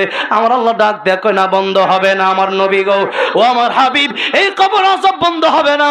আমার নবী ডাক দিয়া কয়, আয় আল্লাহ রাব্বুল আমিন, এই কবর আযাব যদি বন্ধ না হয়, আমার দোয়ার কারণে আমি আরেকটা দোয়া তোমার কাছে করব। আল্লাহ, এই মহিলাকে, এই সন্তানের মাকে তুমি তার কবর আযাবটাকে দেখাতে পারো না। আমার আল্লাহ কয়, ও নবী, ও আমার হাবিব, এই দোয়া আমি আল্লাহ রাব্বুল আমিন কবুল করে নিলাম, মঞ্জুর করে নিলাম। এই দোয়া আমি আল্লাহ কবুল করে নিলাম। এতে মধ্যে তার মা সন্তানের কবর আযাব দেখতে পেল। তার মা যখন কবর আযাব দেখলো, চোখের পানি ছেড়ে দেখে ডাক দিয়ে বলি, ইয়া রাসূলুল্লাহ, ইয়া হাবিবাল্লাহ, কবর আযাব যে এত ভয়ানক আমি বুঝি নাই। আমি ভেবেছি কেমন জানি হয় কবর আযাব, জানি না, কিন্তু কবর আযাব বড় ভয়ানক, এটা দেখলে মানুষ ঠিক থাকতে পারে না। ইয়া রাসূলুল্লাহ, ইয়া হাবিবাল্লাহ, আজকে অবস্থায় আমার সন্তানের কবর আযাব আর আমি দেখতে চাই না। আমি মা এই মুহূর্তে আমার সন্তানকে ক্ষমা করে দিলাম। যে মুহূর্তে মা তারে মাফ করে দিল, সেই মুহূর্তে কবরের আযাব বন্ধ হয়ে গেল। মুসলমান মায়ের কষ্ট দিয়ে নামাজ পড়তে পড়তে কপালটা কালো করে ফেলছেন। ও মুসলমান, নিজের মা বাপের কষ্ট দিয়া হজে যান, আরে মা আর বাবার দিকে তাকাইলে কবুল হজের সওয়াব আছে না নাই? নবী আমার দেখে বলেন, সাহাবীরা, একবার মায়ের দিকে তাকাও, একবার বাপের দিকে তাকাও, আমার আল্লাহ রাব্বুল আমিন একটা কবুল হজের সওয়াব দিয়ে দিবে। আচ্ছা, আপনাদেরকে আমি জিজ্ঞাসা করতে চাই, বছরে হজ করা যায় কয়বার? বলেন না, কয়বার? একবার। এবার তো আমি যাওয়ার নিয়ত করি, আল্লাহ যাওয়ার তৌফিক দেবেন, আমিন। এবার হজে যেতে হলে, উমরা তো অনেকবার করছি, বছরে একবার হজ করা যায় জিলহজ মাসে। তাছাড়া যা করবেন সব উমরা হবে। কি হবে? উমরা হবে। এখন আপনার মা আর বাবা, দেখেন কত বড় ফজিলতপূর্ণ আলোচনা। খালি তো ওয়াজ শোনেন, হুজুর ওয়াজ করেন, কি যে ওয়াজ, আপনারা তো জানেন ওয়াজ, কিন্তু ওয়াযাক্কির ফা ইন্না যিকরা তানফাউল মুমিনিন, ওয়াজ বারবার করতে হয়, নাহলে আমরা ভুলে যাই, না কি বলেন? দেখেন, হজ যেতে হলে ৮-১০ লাখ টাকার প্রয়োজন। কত টাকা? ৮-১০ লাখ টাকা প্রয়োজন। এরপরে ইসলামে যে ইবাদত আছে একটা হলো দৈহিক আর একটা হলো আর্থিক। যেমন দেহের মাধ্যমে নামাজের একটা ইবাদত, না ফজরের নামাজ যদি আপনি না পড়ে, মনে করেন আপনার পাশে হুজুর আছে, হুজুরকে বলে হুজুর আপনি তো প্রতিদিন নামাজ পড়ানি, তো আপনি আপনার নামাজটা পড়ে দিয়েন আর আমি আপনাকে 1000 টাকা হাদিয়ে দিলাম, আমার নামাজটা আপনি পড়ে দিয়েন, কি মনে করেন নামাজ হবে? নামাজ হবে না, কারণ আপনার নামাজ আপনাকে মসজিদে গিয়ে পড়তে হবে। ঠিক না ঠিক বলেন? আপনাকে পড়তে হবে।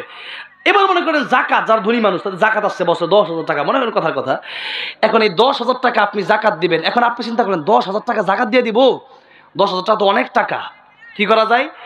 10 টাকা নামাজ পড়ালেই কি নাম জাকাত আদায় হবে? এটা আর্থিক ইবাদত, অর্থের মাধ্যমে এটা দিতে হবে। আর হজ যেমন একটা ইবাদত, যে ইবাদত করতে হলে অর্থও লাগে, দেহও লাগে, টাকা থাকলে হয় না, টাকাও দিতে হয়, এরপরে পাসপোর্ট করতে হয়, ভিসা করতে হয়, টিকিট করতে হয়, এরপরে লম্বা জার্নি করে এরপরে সেই মক্কা মদিনা যেতে হয়, নাকি বলেন? সেখানে তওয়াফ করতে হয়, সাই করতে হয়, মিনায় যেতে হয়, মুজদালিফা যেতে হয়, আরাফার ময়দানে যেতে হয়, কুরবানি করতে হয়, অনেক কাজ। এত কাজ হজ করতে, নবী নিজে বলতেছেন হজ হলো কষ্টকর, আল হাজ্জু। এবার দেখেন হজ হলো কষ্টকর, অর্থ টাকাও লাগে, 8-10 লাখ টাকা কামানো তো সহজ না, কি মনে করেন? হ্যাঁ, অনেক কঠিন 8-10 লাখ টাকা কামানো। এখন 8-10 লাখ টাকা কামানো কঠিন, এই টাকাও দিতে হয়, আবার নিজে জার্নি করে সেখানে লম্বা সময় নিয়ে যেতে হয়, তওয়াফ করতে, সাই করতে হয়, কুরবানি করতে হয়, অনেক কাজ। এরপরে হজ কবুল হয়েছে কি হয়েছে না তাও জানা নাই।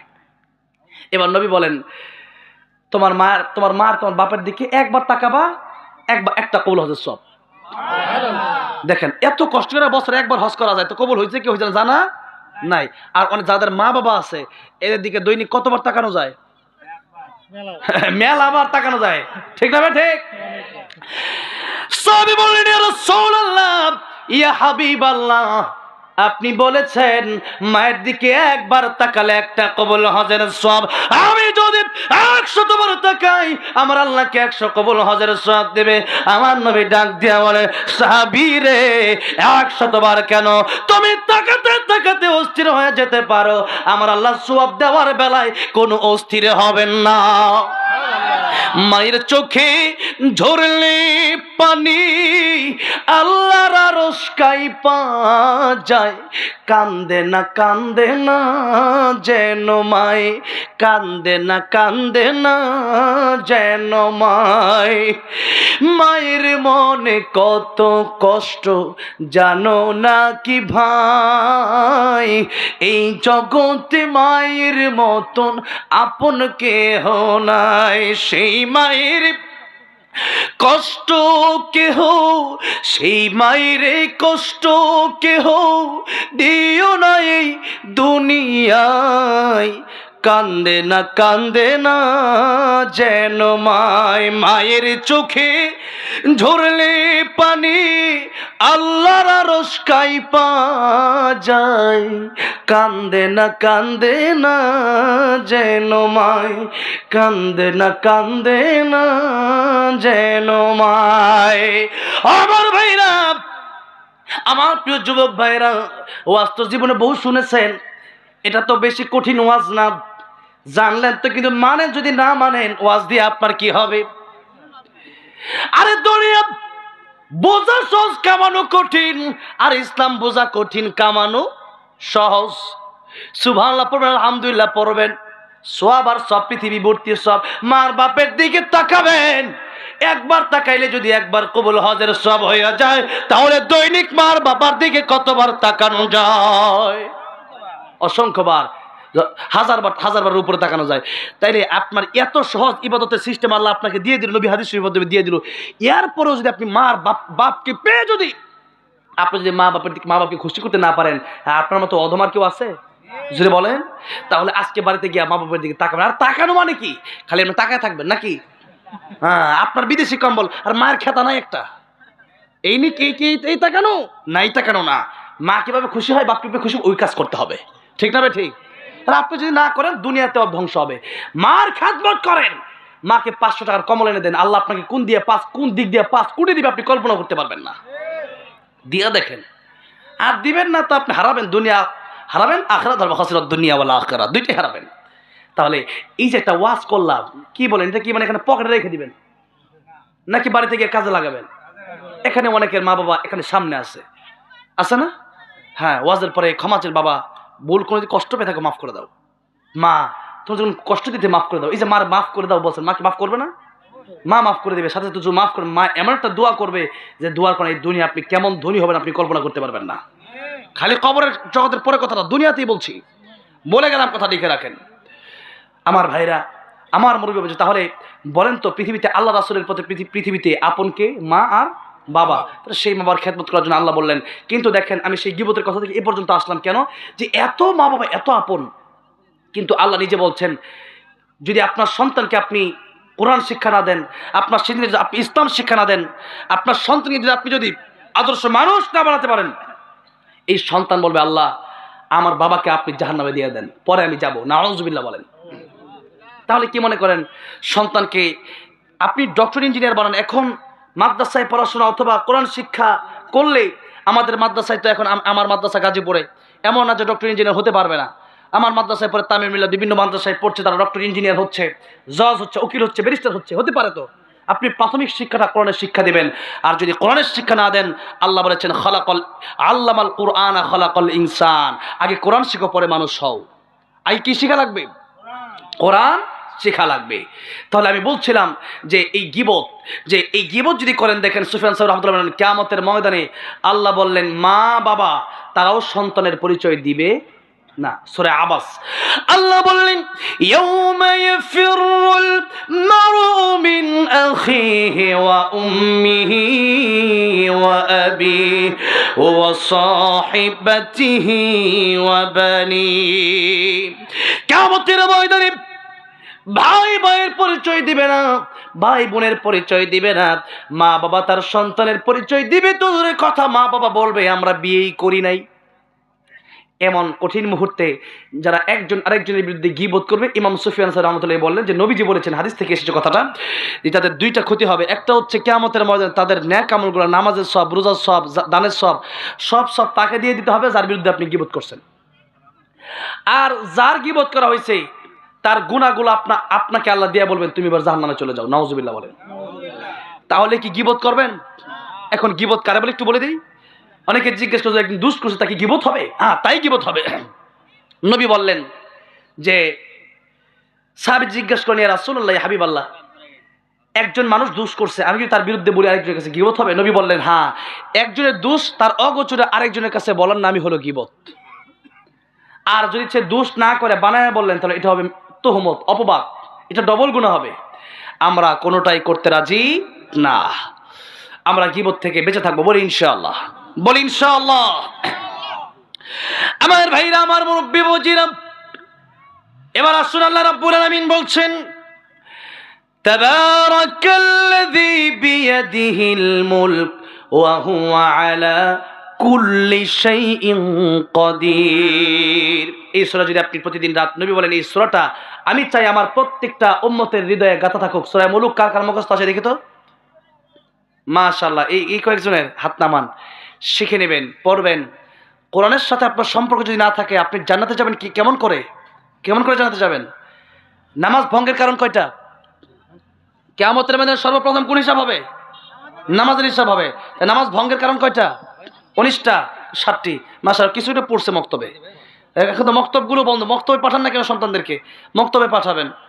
খালি সকালবেলা কি স্কুল, কেন স্কুলে পরের টাইম ঠিক শিডিউল ঠিক করে দেবেন স্কুলগুলোতে, আর সকালবেলা মক্তবে পাঠাবেন।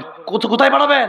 মক্তবে পাঠাবেন। এই শিক্ষা ইনশাআল্লাহ সে নাস্তিক হবে না, এই শিক্ষা যদি সে শিখে, আর নাহলে আসাদ দূর হয়ে যায়, তাসলিমা নাসরিন হয়ে যায়। তাহলে এই সূরাটা আমরা প্রতি রাতে তিলাওয়াত করব তো ইনশাআল্লাহ। 1 নম্বর ওয়াজ এটা। 2 নম্বর হচ্ছে কোরআন শরীফ যদি আপনি অশুদ্ধভাবে তিলাওয়াত করেন, এই কোরআন শরীফ আপনাকে লানত করবে। কি করবে? কোরআন শরীফ অর্থ চেঞ্জ হয়ে যাবে। এই জন্য কোরআন শরীফ তিলাওয়াত অশুদ্ধ করে নামাজ হয় না। আপনার নামাজ হচ্ছে কি হচ্ছে না, আপনি কোরআন তেলাওয়াত শুদ্ধ আছে কিনা আপনি ইমাম সাহেবের কাছে জিজ্ঞাসা করতে হবে আপনার শুদ্ধ হচ্ছে কিনা। এই জন্য কোরআন শরীফ শিখে নেবেন, শিখবেন তো ইনশাআল্লাহ। বয়স্ক কোরআন শিক্ষা এই দেশে চালু করেন। কি চালু করবেন? বয়স্ক কোরআন শিক্ষা, যারা আগে শিখতে পারে তারা যেন শিখতে পারে। ঠিক না? ঠিক। আর তা না হলে যারা এই দেশে যারা আপনারা আছেন আপনারা এটা একটা বলবেন ইনশাআল্লাহ, ঠিক আছে না? ইনশাআল্লাহ যারা মসজিদের একটা তালিম যেন হয়, একটা মাস যারা, বিশেষ করে সামনে রমজান আসতেছে, এই যে রজব মাস সামনে আসতেছে, এই মাসগুলো থেকে আমরা কোরআন শিক্ষার ট্রেনিং দেবো ইনশাআল্লাহ। কোরআন শিখে নিবো আমরা, না কোরআনের সাথে সম্পর্ক না থাকলে বিপদে পড়বো। তাহলে 2 নম্বর কথা হচ্ছে আমরা কোরআন শিখবো, বলি ইনশাআল্লাহ।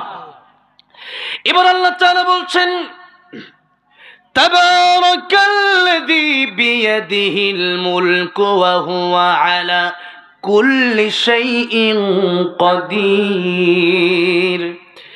আল্লাহ বলছেন, এই যে আকাশ, এই জমিন, এই পৃথিবী, তোমরা সবাই, সকল ক্ষমতার মালিক আমি আল্লাহ। মহিমাময় সেই আল্লাহ যার হাতে রাজত্ব। এই রাজত্ব, এই পৃথিবী, আমরা, এই দুনিয়াটা কার হাতে? আল্লাহর হাতে। আমরা, সে আল্লাহ বলছেন আমি মালিক, আমি মালিক, আর তোমরা হলো গোলাম। আল্লাহ, আল্লাহ কি মালিক, আমরা কি গোলাম।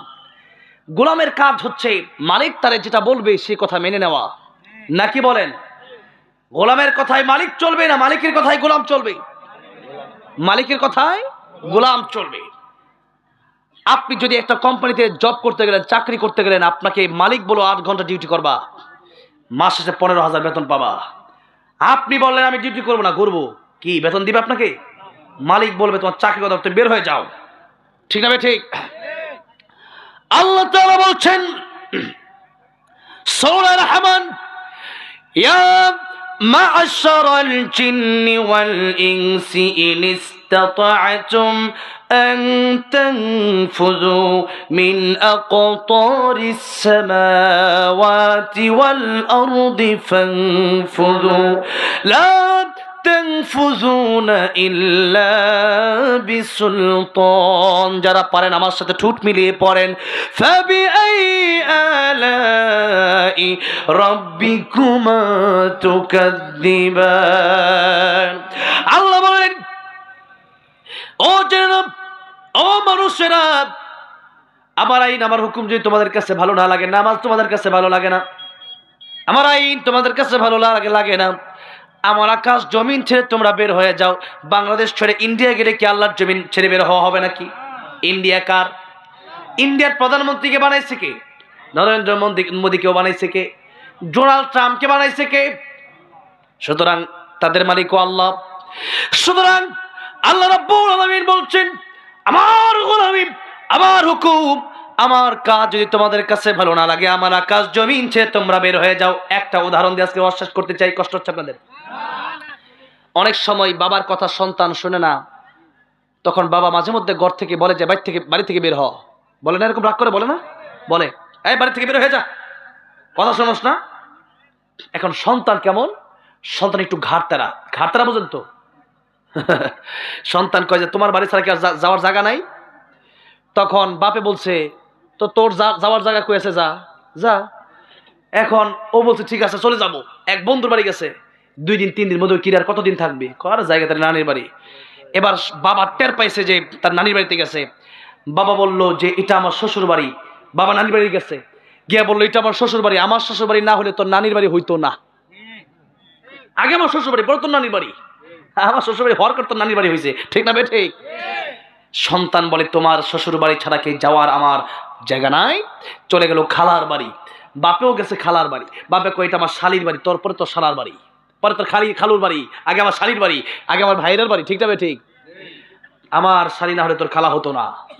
সন্তান বলে তোমার শালির বাড়ি যাওয়ার জায়গা নাই, চলে গেছে ফুফুর বাড়ি। এবার কি দূরে গেল না কাছে গেল? কাছে গেছে। এবার বাপ বলতেছে, কিরে তুই তো আসলি, তো আমার কাছে আসলি, আগে তো রক্তের সম্পর্ক ছিল, এখন তো এটা রক্তের সম্পর্ক, আমার আপন বোন, তোর ফুফুর বাড়ি। এখানে আসলি, আমার বোন না হলে তোর ফুফুর বাড়ি, এটা হতো না, আগে আমার বোন পরে তোর ফুফু। এবার সন্তানের মাথায় এবার সন্তানের বুদ্ধি জাগ্রত হয়েছে। কি জাগ্রত হয়েছে? বুদ্ধি খুলছে। ডাক দিয়া বলে, বাবা বুঝতে পারি নাই, বেয়াদবি করেছি, অন্যায় করেছি, ভুল করেছি, অপরাধ করেছি। আপনার জন্ম দেওয়া ছাড়া পৃথিবীর আলোয় তো আমি দেখতে পারতাম না। কিসের খালা, কিসের ফুফু, কিসের নানি, আপনি আমার বাবা। আপনার বাড়ি ছাড়া আসলে যাওয়ার কোনো জায়গা আমার নাই। এবার বাবা বলে, ওরে সন্তান, তোর তো ওই দিন আমি বাড়ি থেকে আসলে বের হওয়ার জন্য মনের থেকে বলি নাই, মুখ দিয়ে এমনি বলছি আর কি। তুই যেন আমার কাছে মাফ চাস, যেন ভালো হয়ে যাস। তুই তো আমার সাথে ঘাটতারামি করে চলে গেলি তোর নানির বাড়ি। এই যে এতদিন তুই বাড়ি ছিলে না, আমি তো কষ্ট পাইছি। বাপ কষ্ট পায় না এভাবে চলে গেলে? কষ্ট পায়। তা আমিও তো কষ্ট পাইছি। আল্লাহ বলেন তোমার বাপের চেয়ে তোমার মায়ের চেয়ে তো আমার দয়া মায় কোটি কোটি গুণ বেশি। আমি তো রহমান, আমি তো রহিম, আমি তো গফফার। ও বান্দারে, এই দুনিয়া থেকে আসলে তোমার বের হয়ে যাওয়ার জন্য আমি ডাইরেক্ট বলছি, বিষয়টা এরকম না। লা তানফুযুনা ইল্লা বিসুলতান, সুতরাং ফাবিআইয়ি আলাই রাব্বিকুমা তুকাদ্দিবান, আমার কোন কোন নিয়ামতকে তুমি অস্বীকার করবে? বান্দারে, এই পৃথিবীতে আছো, থাকো, আমার রিজিক তুমি খাও, তবে কথা হচ্ছে আমার গোলামি করে খাও। কার গোলামি করতে হবে? আল্লাহ বলেন সিলিন্ডার হয়ে যাও, আমি তোমাদের মালিক, তোমরা আমার গোলাম। গোলাম চলবে গোলামের মতো নাকি মালিকের মতো? আর যারা গোলামের মতো চলবে এদেরকে আল্লাহ কিয়ামতের মতো ডাক দিবেন, ইয়া আইয়্যুহান নাফসুল মুতমাইন্না ইরজিই ইলা রাব্বিকি রাদিয়াতাম মারদিয়া ফাদখুলি ফি ইবাদি ওয়াদখুলি জান্নাতি। আল্লাহু আকবার। আল্লাহ বলেন, হে প্রশান্ত মন, তুমি ফিরে আসো তোমার রবের দিকে, যিনি তোমার প্রতি খুশি, তুমিও রবের প্রতি খুশি।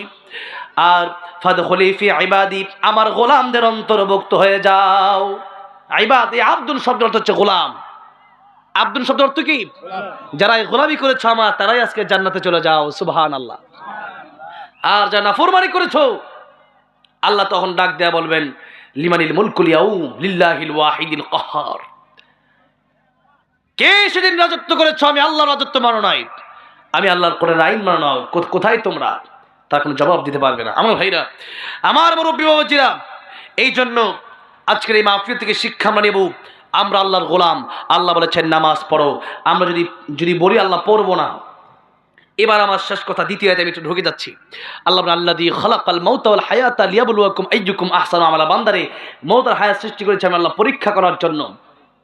পরীক্ষার হলে দেখবেন ছাত্র লিখতেছে ইংলিশ সাবজেক্ট, ও বাংলা কবিতা লিখতেছে হাট্টি মাটিম টিম, তারা মাঠে পারে গোড়ার ডিম, সব লিখতেছে একবারে। সব 4 পৃষ্ঠা প্রথমে দিল, 4 পৃষ্ঠা সে লিখলো হাট্টিমা টিম টিম, হাট্টিমা টিম টিম, হাট্টিমা টিম টিম, সব লিখে সে ভরপুর করে ফেলছে।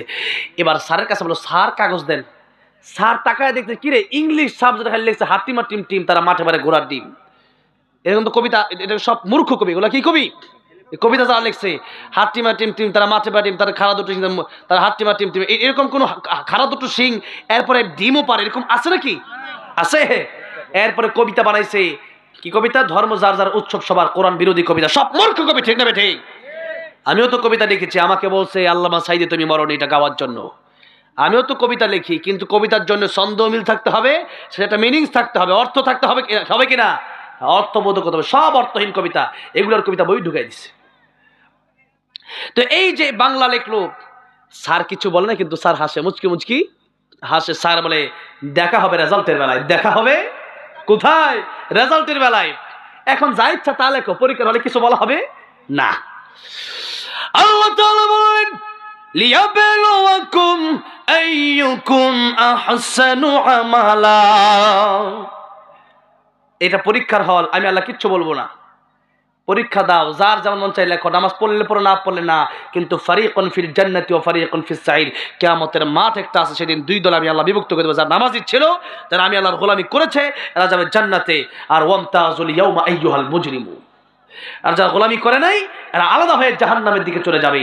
আপনি আল্লাহকে বলবেন আল্লাহ জানি না, বুঝিনা হবে না। আল্লাহ বলবেন কেন জানো না? আল্লাহ তো আগেই বলেছেন, জিজ্ঞাসা করা হবে খাজানাতুহা আলাম ইয়াতিকুম নাযীর ক্বালু বালা ক্বাদ জাআনা নাযীর ফাকাযযাবনা ওয়া কুলনা মা নাযালাল্লাহু মিন শাইইন আনতুম ইল্লা ফি দালালিন কাবীর ওয়া قالوا لو كنا نسمع أو نعقل ما كنا في أصحاب السعير। জিজ্ঞাসা করা হবে ওয়াজ তাফসীর মাহফিল কি হয় নাই? তোমাদের কি জাহান্নামের ভয় দেখানো হয় নাই? তখন বলবে হ্যাঁ, আমরা ওইটা অবিশ্বাস করছি, বিশ্বাস করি নাই। হুজুর কি ওয়াজ করবে, এটা মানলে কি না মানলে কি? এই না মানলে কি, এই যে এটা চিন্তা করলেন যে হুজুর ওয়াজ করছে, ডান কান দিয়ে শুনলাম, বাম কান দিয়ে বের করে দিলাম, এটাই হবে আপনার জাহান্নামে যাওয়ার কারণ।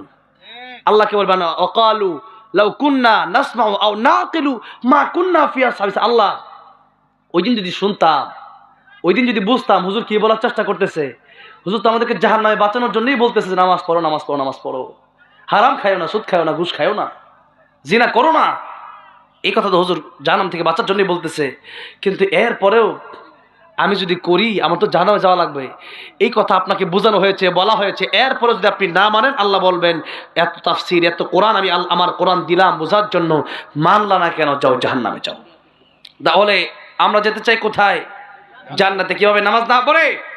শীতের সময় আর গরমের সময় এই দুইটা আল্লাহর পরীক্ষা, দুইটাই কি আল্লাহর পরীক্ষা।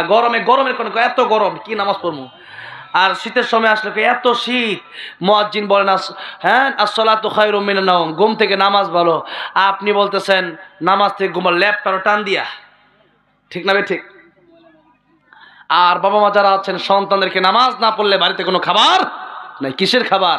আগে নামাজ পড়তে হবে। 10 বছর পিটানোর আদেশ আসছে। নামাজ যে পড়ে না ও আবার কিসের ভালো মানুষ? যে নামাজ পড়ে না নিকৃষ্ট মানুষ, কুত্তার চেয়ে খারাপ। নামাজ যার নাই তো আল্লাহরে চিনে না, আল্লাহর সাথে যার সম্পর্ক নাই ওটা ভালো মানুষ হতে পারে নাকি? ঘটক আসছে, একটা মেয়ে দেখছে খুব ভালো, কেমন আনতে পারে, চেহারা খুব সুন্দর, মেট্রিক পরীক্ষায় পুরো জয় পড়ে পাস, মাশাআল্লাহ ভালো। একটা সমস্যা, কি সমস্যা? চরিত্র ভালো না, আপনার তোর কিচ্ছু ভালো না, সব ভালো, নামাজ পড়ে না, ওই কিরে ভালো মানুষ? নামাজ যে পড়বে না আল্লাহর সাথে সম্পর্ক নাই, আপনি কি মনে করতে ভালো মানুষ? যে তার সৃষ্টিকর্তাকে চিনে না, যে তার সৃষ্টিকর্তাকে সিজদা দিল না, যে মসজিদে যাচ্ছে না, আপনারা কি ভালো মানুষ মনে করে বসে আছেন? ও ভালো মানুষ না। ভালো মানুষ হতে নামাজ পড়া লাগবে। কি লাগবে? কেউ ঈমান আনছে, প্রথমে কি ঈমান আনার প্রথম কাজটাই হচ্ছে আসরের সময় হয়ে গেছে, আসরের নামাজ পড়তে হবে। মাগরিবের সময় হয়ে গেছে, মাগরিবের নামাজ আদায় করে নিতে হবে। এই জন্য নামাজ পড়বো তো ইনশাআল্লাহ। নামাজ পড়েন, হারাম ছেড়ে দেন, আশা করা যায় আপনি আল্লাহর ওলি হবেন। কি হবেন? ওলি হবেন। নামাজ নাই কয় হুজুর ইসলামী আন্দোলন কায়েম করে উল্টায় ফেলবো। আপনি ইসলামী আন্দোলন করবেন কেমনে? নামাজ না পড়লে। ইসলাম কায়েম করবেন কেমনে? নামাজ না পড়লে। নামাজ পড়বো তো ইনশাআল্লাহ। মা বাবার সেবা করবো তো ইনশাআল্লাহ। সূরা মুলুক প্রতি রাতে তেলাওয়াত করবো তো ইনশাআল্লাহ। আপনি যদি করেন আপনার লাভ হবে, আল্লাহ লাভ হবে না। আর আপনি যদি না করেন আপনার লস হবে, আল্লাহ লস হবে না। আল্লাহ লস হবে নাকি আপনি যদি ইবাদত না করেন? হ্যাঁ, এই জন্য নিজের লাভের জন্য, পরকালে জান্নাতে যাওয়ার জন্য নামাজের দিকে ঝুঁকেন, হারাম ছেড়ে দেন, মা বাবার খেদমত করেন, আল্লাহর রাস্তায় আল্লাহর গোলামি করেন, গোলামের মতো চলেন দুনিয়াতে, ইনশাআল্লাহ পরকাল সুন্দর হবে। আল্লাহ তৌফিক দান করেন, বলেন আমিন। এখন আল্লামা সাঈদী সাহেবের গজলটা গাওয়ার জন্য বলা হয়েছে। কি গাইবো? কি বলেন? নাকি কোনো বাধা টাধা আছে নাকি? হ্যাঁ, কোনো বাধা নাই। আমার বড় ভাই বলেছেন কোনো বাধা নাই, ইনশাআল্লাহ নির্ভয়ে আমরা কথা বলবো। আগেও ভয় পাই না, এখনো কোনো ভয় নাই। আল্লামা সাঈদীকে নিয়ে আমি লিখেছি এই জন্য, কারণ আল্লামা সাঈদীকে আমরা কোরআনের জন্য, আল্লাহর জন্য ভালোবাসি, ঠিক না ঠিক? এই জান্নাতের বাগানগুলো তিনি সাজিয়ে গেছেন, ওনার কারণে এই মানুষগুলো, আল্লামা সাঈদী রহমাতুল্লাহ আলাইহির কারণে হাজার হাজার মানুষ নামাজি হয়েছে, হাজার হাজার মানুষ কোরআন শিখেছে, হাজার হাজার মানুষ এই দেশে, অসংখ্য মানুষ এই দেশে কালিমা পড়ে মুসলমান হয়ে গেছে। আমরা সেই মানুষটা চলে গেলেও আমরা সেই মানুষটাকে আজও বলতে পারি না। এই জন্য আমরা লিখেছিলাম আল্লামা সাঈদী তুমি মরনি, শহীদ হয়েছ তুমি এটাই জানি, ঠিক না বে ঠিক? কারাগারে কাটালে 13টি বছর, বাতিল কেঁপেছে তোমায় দেখে থর থর, ঠিক না বে ঠিক? কারাগারে কাটালে 13টি বছর, বাতিল কেঁপেছে তোমায় দেখে থর থর, তুমি যে ছিলে মোদের নয়নমণি, শহীদ হয়েছ তুমি এটাই জানি। আল্লামা সাঈদী তুমি মরনি, শহীদ হয়েছ তুমি এটাই জানি। দেখা তো হবে না আর জীবনে, দেখা হবে জান্নাতে ফুল বাগানে, এই আশা কবুল করো আল্লাহ তুমি, পড়েন আমিন। এই আশা কবুল করো আল্লাহ, তুমি শহীদ হয়েছ তুমি এটাই জানি, শহীদ হয়েছ তুমি এটাই জানি। আল্লামা সাঈদী তুমি মরণি, শহীদ হয়েছ তুমি এটাই জানি, শহীদ হয়েছ তুমি এটাই জানি। আল্লামা সাঈদীর কবর তুমি জান্নাতের উচ্চ মাকাম বানায় দাও, বলেন আমিন। আল্লাহ আমাদেরকেও তুমি শহীদ মৃত্যু দিও, জোরে জোরে বলেন আমিন। এরপর আরেক দুইটা গজল গাওয়ার জন্য বলা হয়েছে। তার আগে আরেকটা কথা আপনাদেরকে একটু বলতে চাই। আজকের এই মাহফিল, এই এত সুন্দরটা মাহফিল কোরআনের জন্য। আপনারা যুবক ভাইরা আছেন, আপনারা যার যার খুশি মনে যে আমি আল্লাহকে ভালোবাসি, এই কোরআনের মাহফিলটা আজকে হলো, কিছু হলেও শিখতে পারলাম, সেখানে কোরআনের মাহফিলটার জন্য আমার 100 আছে, আমার 500 আছে, যে যা পারেন একটু যুবক ভাইরা যাবে। আপনারা যদি এরকম হয় 1000, 2000 বা 500 টাকা আমার কাছে একটু আসবেন, যে মুসাফা করে যাবেন। এই হাতটা কাবা শরীফে বহুবার লাগছে আলহামদুলিল্লাহ। এই হাত দিয়ে বড় আল্লাহর ওলিদের সাথে আমি দেখা করেছি, মুসাফা করেছি আলহামদুলিল্লাহ। উনি মানুষটার জন্য আমি স্পেশাল তো সবার জন্যই আছে, তারপরে যদি কেউ বড় টাকা থাকেন এখানে এসে দেন। আর যদি কেউ 100, 200 হন তাহলে আমার যুবক ভাইদের কাছে একটু যাবে, এই মাহফিলটা যেন দিয়ে দিবেন। আজকের আমার প্রিয় ভাই যিনি আমাকে দাওয়াত করলেন, এত সুন্দর ব্যবহার, ওনার ব্যবসা বাণিজ্য আছে, তিনি একজন ব্যবসায়ী মানুষ, আপনাদের এলাকার মানুষ, রশিকুল ইসলাম সাহেব, তিনি নগদে দিয়ে দিলেন 5000, জোরে করে মারহাবা। আল্লাহ তুমি জানে মালে বরকত দিও। আল্লাহ আমার ভাইকে আল্লাহ রাব্বুল তুমি নেক হায়াত বাড়াই দিও।